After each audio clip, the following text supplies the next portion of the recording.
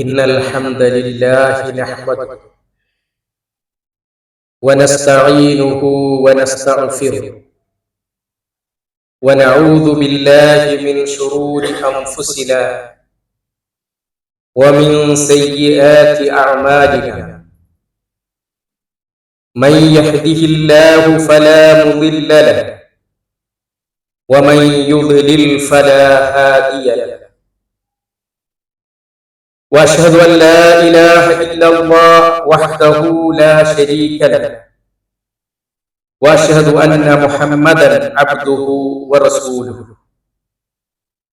اللهم صل وسلم وبارك عليه وعلى آله وصحبه أجمعين وعلى من تبعهم بإحسان إلى يوم الدين أما بعد فأوصيكم عباد الله ونفسي بتقوى الله يا أيها الناس اعبدوا ربكم الذي خلقكم والذين من قبلكم لعلكم تتقون.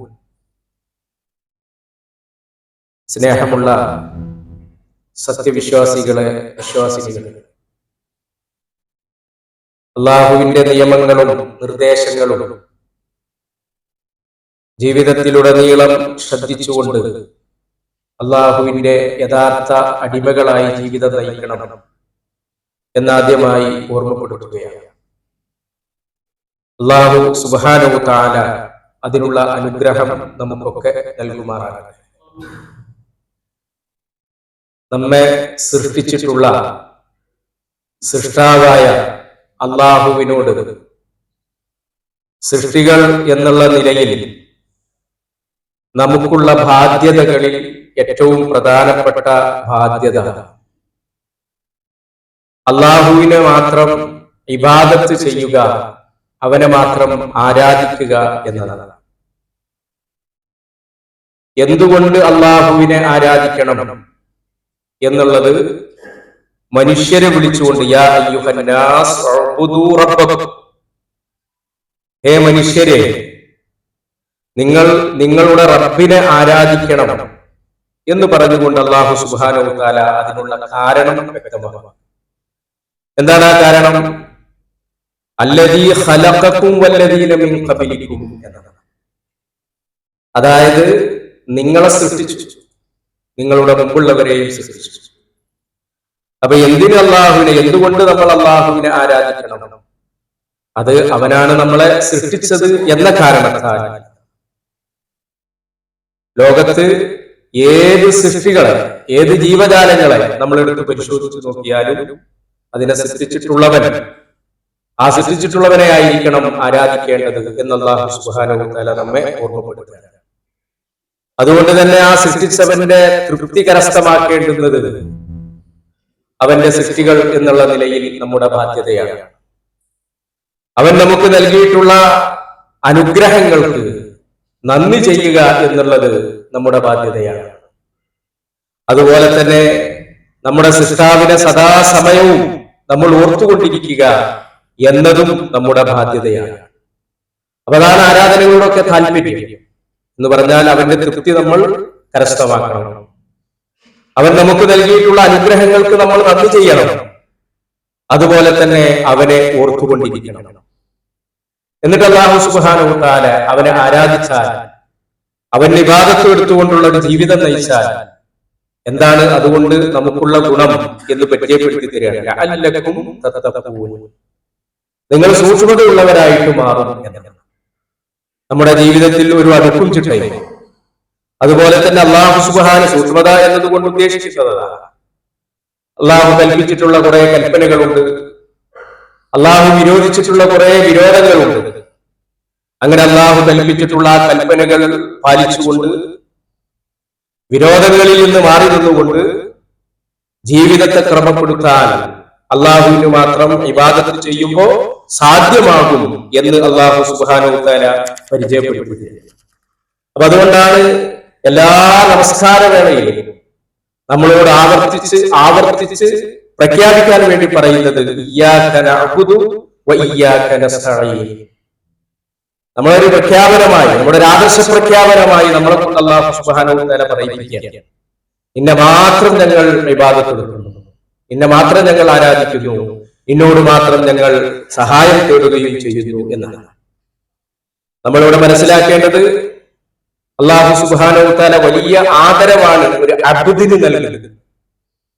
അല്ലാഹുവിന് ഇബാദത്ത് എടുക്കുന്ന അടിമ എന്നത് ഏറ്റവും വലിയ ആദരവായിട്ട് അല്ലാഹു സുബ്ഹാനഹു വ തആല കാണുന്നു.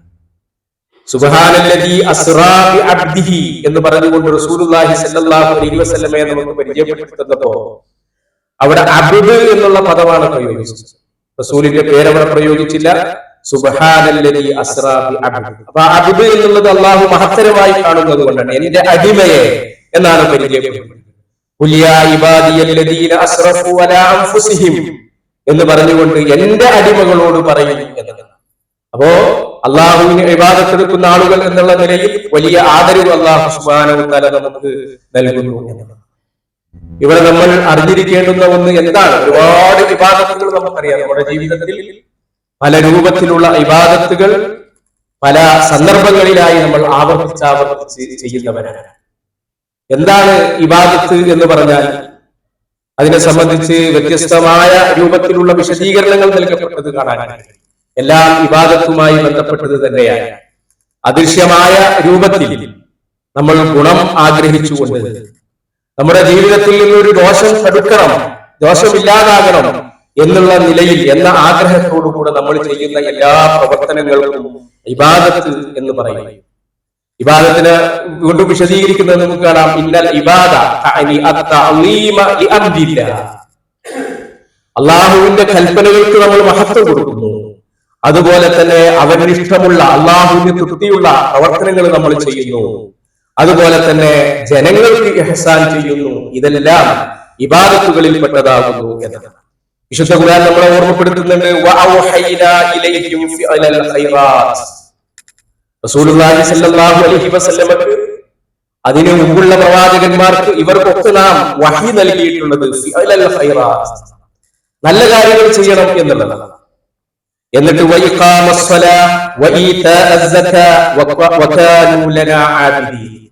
നമസ്കരിക്കുകയും സകാത്ത് കൊടുക്കുകയും അങ്ങനെ നമുക്ക് ഇബാദത്ത് ചെയ്യുന്ന അടിമകളായി അവർ മാറുകയും ചെയ്യണം എന്നുള്ള വഹിയാണ് ലോകത്ത് വന്നിട്ടുള്ള മുഴുവൻ പ്രവാചകന്മാർക്കും അല്ലാഹു സുബ്ഹാനഹു വ തആല നൽകിയിട്ടുള്ളത് എന്ന് മനസ്സിലാക്കിയിരുന്നു. നമ്മൾ സാധാരണ പലരെങ്കിലും തെറ്റിദ്ധരിച്ചതുപോലെ ചില അനുഷ്ഠാനം, നമ്മളിങ്ങനെ ജീവിതത്തിൽ ഇങ്ങനെ കൊണ്ടു നടക്കുന്ന ചില അനുഷ്ഠാനങ്ങൾ മാത്രമാകുന്നു ഇബാദത്ത് എന്നുള്ളത് തെറ്റാണ്. എന്നാൽ വിശുദ്ധ ഖുർആൻ നമുക്ക് പരിചയപ്പെടുത്തി തരുന്ന ഇബാദത്തിന്റെ മേഖല എന്ന് പറയുന്നത് വളരെ വിശാലമാണ്. അള്ളാഹുവിന്റെ സൃഷ്ടി വൈഭവത്തെ സംബന്ധിച്ച് ആലോചിച്ചുകൊണ്ടിരിക്കുക, ചിന്തിച്ചുകൊണ്ടിരിക്കുക. അതൊരു ഇബാദത്തായി ഖുർആൻ പരിചയപ്പെടുത്തി തരുന്നുണ്ട്. വൽ അർള മദദ്നാഹാ വഅൽഖൈനാ ഫീഹാ റവാസിയ വഅംബത്നാ ഫീഹാ മിൻ കുല്ലി സൗജിൻ ബഹീജ്. ഇങ്ങനെ ഇതേ രൂപത്തിലുള്ള ഒരുപാട് ആയത്തുകൾ നമുക്ക് കാണാം. നമുക്കൊക്കെ പരിചയമുള്ള അഫലാ യൻദുറൂന ഇലൽ ഇബിൽ, ഒട്ടകത്തെ പറ്റി ആലോചിക്കാൻ, പർവ്വതങ്ങളെ സംബന്ധിച്ച് ആലോചിക്കാൻ, പർവ്വതങ്ങളെ അതുപോലെ തന്നെ പ്രകൃതിയെ, അങ്ങനെ ഇതിനെ സംബന്ധിച്ചൊക്കെ ആലോചിക്കാൻ ആവശ്യപ്പെടുന്ന ധാരാളം ആയത്തുകൾ. എന്തിനാണ് ആ ആലോചന നമ്മളോട് ആവശ്യപ്പെടുന്നത്? അതൊരു ഇബാദത്താണ്. അള്ളാഹുവിന്റെ സൃഷ്ടി വൈഭവത്തെ സംബന്ധിച്ച് ആലോചിച്ച് ആ സൃഷ്ടാവിനെ കണ്ടെത്തുവാൻ അതിലൂടെ കഴിയുന്നു എന്നതുകൊണ്ടാണ് അങ്ങനെ സൂചിപ്പിച്ചിട്ടുള്ളത്. അതുപോലെ തന്നെ കുടുംബ ബന്ധം പുലർത്തുന്നതിനെ സംബന്ധിച്ച് അത് വലിയ ഇബാദത്തായി പരിചയപ്പെടുത്തി തരുന്നു.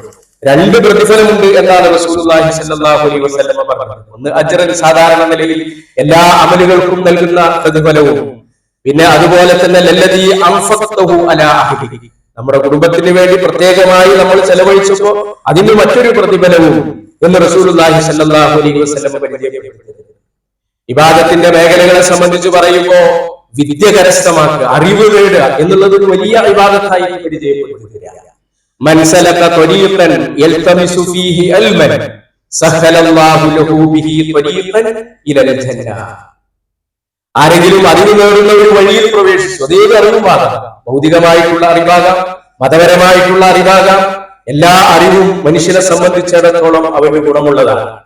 അതുകൊണ്ട് തന്നെ അത്തരം അറിവ് നേടുന്ന ഒരു വഴിയിൽ ഒരാൾ പ്രവേശിച്ചാൽ സഹലല്ലാഹു ലഹു ബിഹി ത്വരീഖൻ ഇലൽ ജന്ന, സ്വർഗ്ഗത്തിലേക്കുള്ള വഴി അല്ലാഹു സുബ്ഹാനഹു വ തആല അവന് എളുപ്പമാക്കി. നമ്മൾ ഇബാദത്തുകൾ ചെയ്യുന്നത് സ്വർഗ്ഗത്തിൽ എത്തിപ്പെടാൻ വേണ്ടിയിട്ടാണ്. അപ്പൊ അതിനുള്ളൊരു വഴിയായിട്ടാണ് അറിവ് നേടുന്നത് എന്ന് പരിചയപ്പെടുത്തി തരിക. അതുപോലെ തന്നെ നല്ല സ്വഭാവത്തോടുകൂടെ ജനങ്ങളിൽ ഇടപഴകുകയും അവരുടെ കൂടെ ജീവിക്കുകയും ചെയ്യുക എന്ന് പറയുന്നത് വലിയ ഇബാദത്തായിട്ട് പരിചയപ്പെടുത്തി തരുന്നു.